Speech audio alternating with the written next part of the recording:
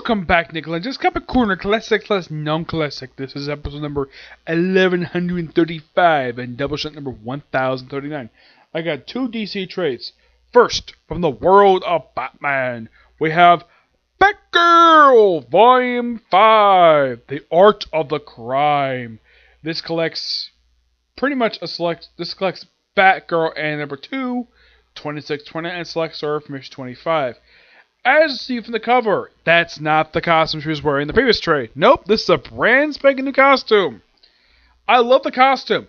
I hate the mask. Here's a much more closer look at the mask. Now, what this mask is to put a very thin-looking domino mask and bat ears in her hair. It's like, wow. Oh my gosh. It's like the artist who designed this costume, the artist of this book, did a great job with the costume, but got lazy with the mask. I'm like, is it so wrong to put her in a cowl mask? Yeah. Now, unlike the previous costume, which I had an opinion that was a tribute to the late Yvonne Craig, this one I think is actually heavily inspired by, and this is just my personal theory, I believe this costume is heavily inspired by the Batgirl costume for the Batman animated series. I'm like, really? It took you almost 30 years to use that version of the costume, but with some slight tweaks? I would say the biggest difference is the bat symbol. It's freaking huge. Yeah. Here's a much more closer look at the costume. Like, the belt, the utility belt's fine. I have no problem with the costume. The costume, here's a close look at the bat symbol. Yeah, this is typical of what the Batgirl costume's been looking like with the bat symbol, but made bigger, which means that the artist took heavy inspiration from Frank Miller. Yeah, this book is written by Marguerite Scott, not Hope Larson, Marguerite Scott. And I did hear something recently that Marguerite Scott is not happy at DC. Why? Because she was excluded from the Bat Writers Conference. Yes, for some reason she was, despite the fact she's a writer of Batgirl. Well, that could explain why Batgirl is not a lot of Batman-related stuff. I wonder why. Yeah, I'm not really sure what the heck is going on in DC when it comes to Marguerite Scott and the Batman writers. Why? Because she's a woman? Because she writes Batgirl? Also, I should talk about this too before I talk about this trade. I did hear something today. There was an article released, I think it was released just yesterday, that apparently Batgirl's ending at issue 50. Why? Why are you ending this book for? The book itself is not bad. I think maybe, and this is just my personal opinion, there probably was a slip in the sales, probably DC didn't like, so axe the comic book. Despite how popular Batgirl is. Yep, and in case you're wondering, what is the issue that has the debut of the brand spanking new costume? This is the costume she wore at the start of the trade. Yeah, she'd been wearing that since the writer who took over from Gail Simone. Yeah. So she's wearing this costume since, I think it's been since 2014 she's wearing this. Now, this is the annual.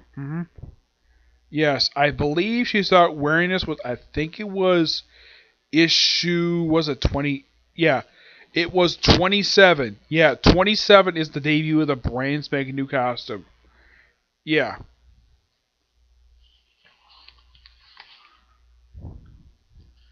Yeah, even though it made its debut on the cover. But yeah, brand new costume. And here it is, look, in the comic book. Like I said, the costume is great. The mask is horrible. Yes, it's kind of like I said. The person who designed this costume did not finish the work. It's like they got really lazy with this mask, and they should have they should have kept the costume. They should have gone back to the drawing board and the mask, because this mask is horrible. This type of mask does not need to be on Batgirl. Robin, fine, not Batgirl.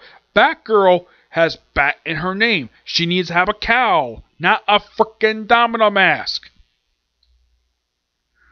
Yep, but that's the main getaway when it comes to this. And The issues in here are pretty good. Yeah. She, one point, now the artists of the book are Paul Valiter and Elena Kursgrade. Yeah. And the cover art here of the collection, that's actually done by Julian Tanto Turcicchio. I think that's how you pronounce the person's name. Yeah. One thing I hope, though, by the time the series ends, please, for the love of God, change her mask. Because, well, if you took a little bit of time to look at the fact that her face is mostly exposed, which someone could easily point out she's frickin' Barbara Gordon. Oh yeah, and also Commissioner Gordon shows up in here. Yeah, she's here visiting him and of course investigating some crime related to the case that she's involved with here. It's pretty good. Now, like previously where she had the Penguin Hub in the book, Penguin's nowhere to be seen here. Yeah, for some reason Hope Larson decided to make the Penguin supporting character in Batgirl of all books. Yeah, not the first writer to do this. Because they did the same thing with Giovanni Valentine when she made Penguin supporting character in Catwoman. Yes, the Penguin. Yeah, aside from the appearance, but oh yeah, and also the annual itself is just a return of James Gordon Jr. Yep. The purpose of this: stop a serial killer who was inspired by him. That was the whole purpose of the annual. It's nice to see Jim Gordon, and I like the fact that there's note that there's reference, like his time with the Suicide Squad, which was very brief. Like, oh my gosh. He came in the book with issue 20, I think it was like 19, and he left with issue 29. Yeah, he was not with the group for very long, and he also did make one appearance outside of the book in an issue of Batman Eternal, and that was it for his time in Suicide Squad. This book is actually good, but nothing about trying to write home about when it comes to Batgirl. I'm giving this book roughly a 9 out of 10. Please, DC, change her damn mask. Alright, now something really more interesting. We have Hal Jordan and the Green Lantern Corps, Volume 6, Zod's Will. By the way, one of the covers in here is basically Zod's classic line from Superman 2, "Kneel before Zod." Yeah, I thought that was so cool, the fact that the artist actually threw in the cover. Now, this book collected issues 37 to 41. Yes, a 5-parter. Yes, this by far is the first time I could think of that General Zod, a Superman villain, is appearing in a Green Lantern book.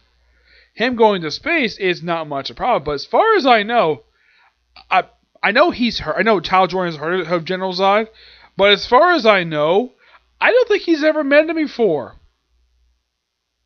No, not that I could think of. Well, maybe during New Krypton, but not in this continuity. Nope, I think this is the first time General Zod has ever actually met Hal Jordan and Kyle Rayner, because here's the thing. Zod has been around since, I believe, since the 60s. And Zod has never really appeared in the Green Lantern comic before. And I gotta praise Raven Diddy, who's the writer of this, for having this happen. Hal Jordan versus General Zod. I'm like, wow, what a neat concept. Also, there's also a minor subplot with not Hal Jordan, with John Stewart, who doesn't like the fact that the Templar Guardians are not the regular Guardians. And he volunteered to quit, but he tells them to do their job, but don't go back to normal ways. And Hal Jordan and Kyle Rayner are to investigate this planet over some illegal mining, and then they run into General Zod, which decide to fight him, and then they lose and they're being imprisoned by Zod. Also, the Eradicator is working with Zod. Yeah, this is actually a spin-off. This actually was following up what happened. Another thing happened from a Superman comic. Yes, 2 trades in a row, where rather than it just followed up with something from the pages of a Superman comic. In the previous trade, it was a follow-up from Superman. The Zod on this planet is actually a follow-up from Action Comics. Yeah, from the Superman Revenge Squad storyline, which was really good, by the way. And that's what this is. It's a follow-up to basically what happened to Zod after that. So he took over this world, and he basically is going to build like a palace for him. And I appreciate, though, Hal Jordan's banter. Like, I would think, though, both Zod and Hal Jordan are both people in the military. I would figure, though, these two would have a very common relationship, but nope. Yeah, and also, apparently, at one point, in order to get help on the Green Lantern Corps to free him, Hal sent Kyrene with his ring back to Oa. Oh, and in his, I thought was really interesting. The fact that he actually had him look like this.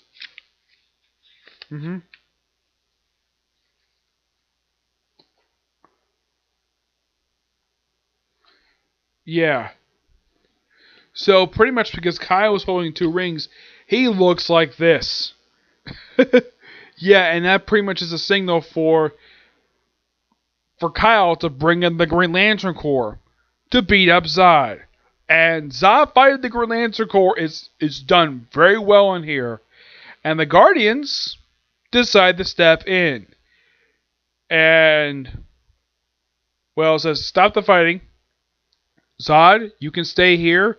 You don't have protection, fine. But we're taking Hal and Kyle, and we're taking their rings.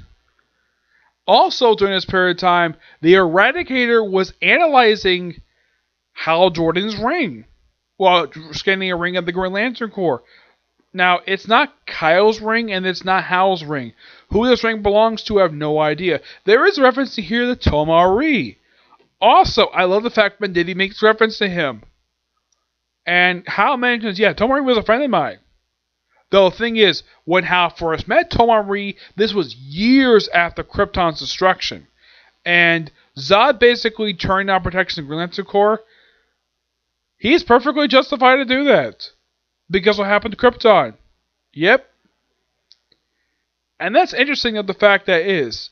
Of course, Hal Jordan probably probably should have told General Zod that Superman has met Tomari.